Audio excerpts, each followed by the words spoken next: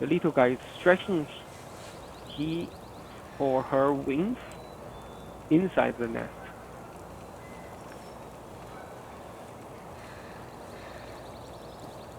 Before the owlets come out, they have to spend a lot of time to stretch their wings to make sure their wings are powerful enough.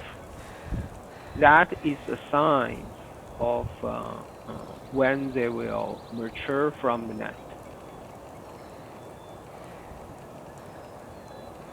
Yeah, this guy looks like his beak looks like he's very grumpy, but in fact, maybe he's not.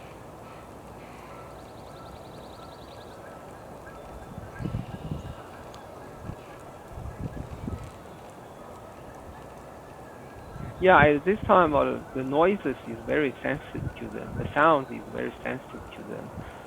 Like the airplane, um, if they just happen fly across, they will look the flight or follow them for a long time. Yeah, it's part of their experience to when they enter into this new world.